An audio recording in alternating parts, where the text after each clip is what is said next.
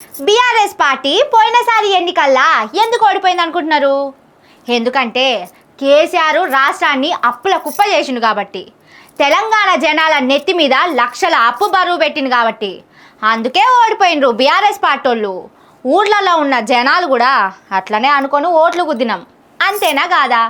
కానీ మొన్న పార్లమెంటు చెప్పిన ముచ్చట్లతోని పుకార్లు పుట్టించే పుండాకోరగాళ్ళ కుట్రలు బయటపడ్డాయి.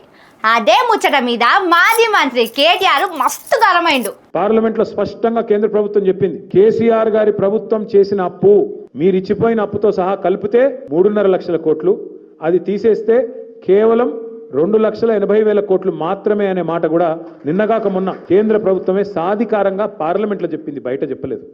ఈ మాట దయచేసి నేను ఎందుకు చెప్తా ఉన్నా అంటే, ఇవాళ కాంగ్రెస్ పార్టీకి ప్రభుత్వాన్ని నడపడం చేతగాక, ప్రజలకు ఇచ్చిన హామీలు నెరవేర్చడం చేతగాక, ముఖం బాగా లేక అద్దం బలగొట్టినట్టు ఇలా ప్రభుత్వాన్ని నడిపే తెలివి లేక మన నాయకుడిని ఇలా బదనాం చేసే ప్రయత్నం చేస్తూ ఉన్నారు. అత్తగొట్టినందుకు కాదు, ఆడిబిడ్డ నవ్వినందుకు ఏడ్చిందట వెనకట ఎవలో ఏ ప్రేశంకమ్మ. అచ్చం గట్లనే ఉన్నది కాంగ్రెస్ పార్టీల వ్యవహారం. 5 ఏళ్లు పాలించుండని జనం అధికారం చేతిలో పెడితే 2 ఏళ్లకే చేతులు ఎత్తేసిండ్రు. దానికి ఏం చెప్తున్నారు?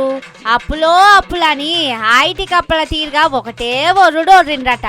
ఆ ఒర్రుడు కూడా మైకులు మూతులకు కట్టుకున్నట్టు, స్పీకర్లు మింగినట్టు ఒకటే వాయించిండట.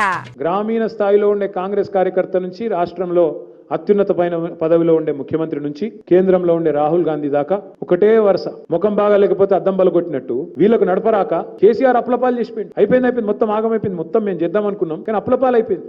అవుసారు ఎవ్వళ్ళు నోరు తెలిసినా అప్పులో అప్పులు తిప్పలో తిప్పలు అన్నట్టు మొత్తుకున్నారు. రేవంత్ రెడ్డి ఎంత చేద్దామని తండ్లాడినా అయితలేదు. కూర గిన్నెలు బువ్వ గిన్నెలు అన్నిటినీ అడుగు నుంచి దేవుకొని పోయిండ్రు. లంక బిందెలు ఉంటాయి అనుకుంటే బంకమన్ను కూడా లేదు అని ముఖ్యమంత్రి మాట్లాడిండు. అమ్ముడు పోని కూరగాయలను అగ్గువ సగ్గువ అమ్ముకున్నట్టు అబద్ధాలు అడ్డగోలుగా ప్రచారం చేసిండ్రు. అందుకే తెలంగాణ జనాలు ఏం చేయాలనో చెప్పిండ్రు. మనం గుర్తు చేయాలి, ప్రజలకు చెప్పాలి. 2 విషయాలు చెప్పాలి. ఒకటి, కేంద్రం చెప్పిన లెక్క అధికారికమైన లెక్క, రాష్ట్ర ప్రభుత్వ యంత్రాంగంతో మాట్లాడి ఇచ్చిన లెక్క తప్ప వాళ్ళ పాటికి వాళ్ళు ఇచ్చిన లెక్క కాదు, పార్లమెంటు వేదికగా చెప్పిన లెక్క. ఆ లెక్కలు మొత్తం జనానికి అర్థమయ్యేటట్టు చెప్పాలి.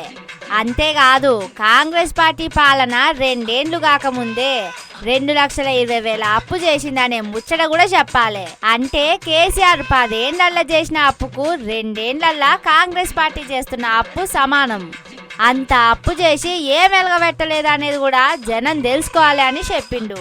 ఇప్పటికే ఊర్ల పొంటి చాలా మంది ఈ అప్పుల మీద అప్పుడు ఆడిన అబద్ధాలను ఇప్పుడు వీళ్ళు చేసిన అప్పుల గురించే మాట్లాడుకుంటాండ్రు.